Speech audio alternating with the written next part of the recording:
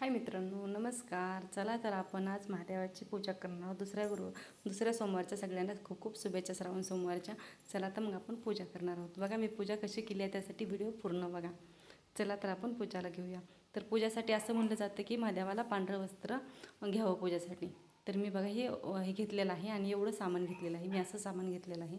Bell घेतलेला आहे 108 bell मी, पण वेगळं वेगळं ठेवलं कारण एकदम बेल वाहता येत नाही, त्यामुळे बेल मी वेगवेगळा घेतलेला आहे. पंचामृत घेतलेलं आहे अभिषेक करण्यासाठी. तर चला तर मग आपण सुरुवात करूया पूजाला. बघा मला नक्की सांगा बरं का, काही माझ्याकडून विसरलं असेल घ्यायचं तर सांगा. चला आपण पूजाला सुरुवात करूया. चला तर आपण आता आरती लावून घेतलेली आहे, कारण दिवा लावूनच पूजाची सुरुवात करावी असं म्हटलं जातं. चला तर मग मी दिवा लावून घेतला, दिव्याची पूजा केलेली आहे समयीची. मी पाट घेतलेला आहे. पाटावर नवीन माझी वडणी होती ना, नवीन वडणी टाकली. नवीनच कपडा टाका बरं का, जुना नका घेतलेला का टाकू. चला तर आधी आपण गणपतीची, कारण प्रत्येक कोणत्याही कामाला सुरुवात करताना पहिले गणपतीची पूजा करून घ्यावी. चला तर आपण गणपतीचा अभिषेक करून घेऊ. मी पहिल्यांदाच पाण्याने गणपतीला स्नान करून घातलेलं आहे आणि त्यानंतर मी गणपतीची पूजा करत आहे. तर पंचामृत मी कच्चं दूध आणि दही घेतलेलं आहे. तर त्याने पण आपण गणपतीला अभिषेक करून घेऊया गणपतीचा. हे बघा, आणि नंतर छान कपड्याने आपण गणपतीला स्वच्छ पुसून घेऊया. चला तर मग बाप्पाला आपण इथे ठेवून देऊया. मी 2 पाट घेतले, त्यामुळे एकीकडे बाप्पाची पूजा करू आपण, एकीकडे महादेवाची पूजा करू. चला तर आपण बाप्पाला हळदी कुंकू होऊन घेऊ. व्हिडिओ आवडला तर नक्की लाईक सबस्क्राईब करा बरं का, आणि व्हिडिओ पूर्ण बघा. आणि पूजामध्ये काही कमी झालं असेल माझ्याकडून किंवा काही चूक झाली असेल तर मला कमेंटमध्ये नक्की सांगा, कारण मला पण एवढी म्हणजे जास्त पूजा नाही, म्हणजे जशी माझी आपले भोळाभाऊ देवाभाव म्हणल्यासारखं मी अशी पूजा केलेली आहे, त्यामुळे मला नक्की सांगा. चला तर आपण दुर्वा फुलं बाप्पाला ठेवून घेऊया. माझ्याकडं दुर्वा मी खूप दिवसांनी आणून ठेवते अगोदरच, त्याच्यामुळं थोडीशी तुटली आहे पिंडी बांधलेली. तर चला तर मग आपण आता स्वामीला अभिषेक करून घेऊ. श्री स्वामी समर्थांचे अभिषेक करून घ्यायचा आपण. तर स्वामींना पण मी अगोदर स्नान करून घेतली आणि परत पुन्हा अभिषेक करायला घेतला. स्वच्छ पाणी घेतलेलं होतं. त्यानंतर पंचामृताने अभिषेक केला आहे. 5 वेळेस अभिषेक करायचा आणि अभिषेक करता वेळेस गणपतीचा अभिषेक करता वेळेस श्री गणेशाय नमः म्हणायचं आणि स्वामींचा श्री स्वामी समर्थ असा अभिषेक करूपर्यंत 5 वेळेस 7 वेळेस आपण जप करायचा आहे. आणि मनातून पूजा केली का, साधी पण पूजा असू द्या, तर खरंच देव प्रसन्न होतं. कारण मला बरेच अनुभव आहेत. कारण माझ्याकडं पण एवढं काय फळ वगैरे मी एवढं काय म्हणजे नियमाने पूजा करत नाही, पण आपली जशी होईल का तशी साधी भोळी पूजा मी करत असते. चला तर आपण महादेवाचा अभिषेक करून घेऊया. तर महादेवाचा पण अभिषेक करताना आपण ओम नमः शिवाय असं जप करतच पूजा करायची आहे. महादेवाची पण अभिषेक करून घ्यायचा आहे. बघा, हे पंचामृताने मी महादेवाचा पण अभिषेक करून घेतलेला आहे. आणि स्वच्छ पाण्याने आपण परत महादेवाला पाणी हे करून घेऊया आणि स्वच्छ कपड्याने महादेवाला पण पुसून घेऊया आपण. चला हे बघा, ह्या प्रकारे आपण हे करून घेऊ. पूजा माझी नक्की बघा बरं का पूर्ण, आणि कशी वाटली पूजा ती नक्की सांगा. आणि काही चूक झाली असेल तर परत सांगते मी, मला सांगा कमेंटमध्ये की ताई तुमच्याकडून हे विसरलं होतं म्हणून. चला, मी महादेवाची पूजा करून घेतलेली आहे, स्नान करून घेतलेलं आहे पूजा महादेवाला. तर आपण महादेवाला भस्म लावून घेऊया.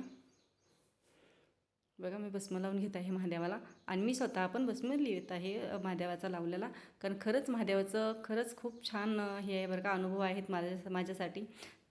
तर आपण मला हे जर धोत्र्याचं फूल आणि ते फळ त्याचं ठेवतात महादेवाला, पण मला एवढं काही छान भेटलं नाही, ते थोडंसं सुकलेलंच होतं. तर मी महादेवाला पांढऱ्या फुलाची खूप आवड आहे, त्यामुळे मी महादेवासाठी महादेवाला पांढरे फुलं ठेवून घेतलेले आहेत. त्यानंतर एक छोटंसं फळ मला सापडलं होतं धोत्र्याच्या फुलाचं, तर ते घेतलेलं आहे. 2 कळ्या मला छोट्या छोट्या फुललेल्याच आहेत, त्या पण छोट्या छोट्या आहेत, त्यामुळे मला 2 कळ्या सापडल्या आहेत. ते पूजासाठी तेच घेतलं मी.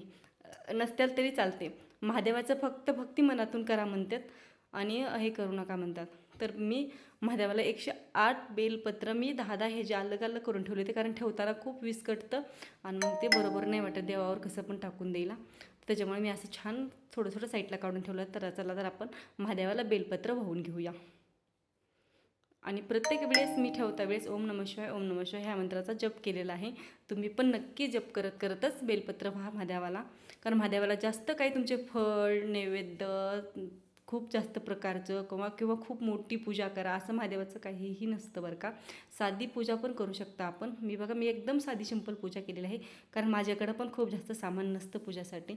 जे काय मला भेटतं का मी त्याच्यामध्ये समाधान होते आणि मनातून पूजा करते महादेवाची. चला आता मग मी बेलपत्र वाहून घेतलेलं आहे महादेवाला. बघा माझी पूजा कशी वाटते ते नक्की मला सांगा बरं का. तर आज आहे शिवमूठ आहे तिळाची. तर तीळ मी ती घेतलेले आहेत. तर तीळ असं म्हटलं जाते की शिवमूठ कोरडी व्हायची नसते. त्यामुळे मी थोडंसं पाणी तिळामध्ये टाकलेलं आहे आणि थोडंसं पाणी बेलपत्रावर पण टाकलेलं आहे. चला बघा मी शिवमूठ आता वाहत आहे. शिवमूठ 3 वेळेस व्हायची. सगळ्यांना माहीत आहे शिवमूठ कशी व्हायची असते. शिवमूठ 3 वेळेस व्हायची असते. तर मी शिवमूठ 3 वेळेस वाहिलेली आहे. तर मी शिवमूठ वाहताना एक मंत्र आहे ते मी बघून मोबाईलमध्ये घेतला होता बरं का. म्हणला होता पण मला काही म्हणजे लक्षात नाही राहिला बोलायला ह्याच्यामध्ये सांगायला तुम्हाला. तर त्यामुळे सॉरी बोलते मी सगळ्यांना. पण ते पण मंत्र तुम्ही नक्की मोबाईलमध्ये बघा किंवा कोणाला येत असेल तर तुम्ही बघा. चला तर मी शिवमूठ वाहून झालेली आहे माझी. चला मी आता अगरबत्ती लावून घेत आहे. मी देवघरासमोरच पूजा केलेली आहे. पण मोबाईलमध्ये पूर्ण देवघर नाही घेता आलं मला. पूजा घ्यायची होती ना त्यामुळं.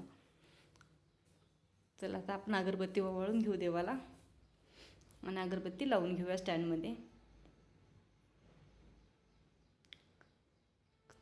नक्की कोणी कोणी पूजा माझ्यासारखी साधी सिंपल पूजा केलेली आहे ती मला नक्की सांगा.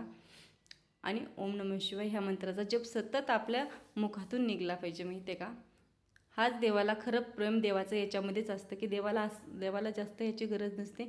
आपल्या मनातून आपण भक्ती करावी हेच देवाला पाहिजे असतं फक्त. बघा माझी पूजा कशी वाटली ती नक्की सांगा मला. बघा आपलं सगळं झालेलं आहे. चला आता मी देवाला नैवेद्य म्हणून केळी दाखवत आहे. स्वामींना केळी दाखवते. पुन्हा गणपती बाप्पांना पण केळी दाखवत आहे मी आणि महादेवासाठी पण केळीचं नैवेद्य ठेवत आहे. कारण सोमवार आज नाही आम्ही फराळाचंच केलेलं आहे. मी फराळाचं सकाळी देवाला दाखवलं होतं. त्यामुळे आता नुसती केळी घेतलेली आहे. कारण एकादशी पण आलेली आहे आणि सोमवार पण आलेला आहे. त्यामुळे उपवासाचं काही केलेलंच आहे तेच ठेवलं होतं मी सकाळी. आणि आता केळीचा नैवेद्य फळ म्हणून केळी ठेवलेली आहे मी. चला आता महादेवाची आरती करून घेऊया. पहिल्यांदा मी गणपतीची आरती घेतली. मला पूर्ण आरती नाही घेता आली कारण ब्लॉग खूप मोठा होत होता ना. त्यामुळे मी फक्त तुम्हाला सुरुवातीला आरती करायलेली दाखवली आहे. त्यानंतर मी आरती करून घेतलेली. मी पहिल्यांदा गणपतीची आरती केली आणि नंतरून महादेवाची आरती केली. कारण पहिल्यांदा गणपतीचीच आरती करायची असते. कोणत्या पण ह्याला शुभ कार्य म्हणलं का पहिल्यांदा की गणपतीचे हे करायचं असतं. पहिल्यांदा आपल्याला आरती करायची असते. तर मी गणपतीची आरती करून घेतली आणि नंतरून मी महादेवाची आरती करून घेतलेली आहे. चला तर मित्रांनो मला नक्की सांगा बरं का माझी पूजा तुम्हाला कशी वाटली. चला मी तुम्हाला परत एकदा पूजा कशी केली आहे मी ते दाखवते. माझी रांगोळी काढायची राहिली होती तर मी नंतरून थोडासा व्हिडिओ स्किप केला आणि रांगोळी काढली. रांगोळी छोटीशी देवापुढं काढली ती सकाळी तर नंतर काढली. चला तर मित्रांनो भेटूया पुढील ब्लॉगमध्ये. चला बाय बाय.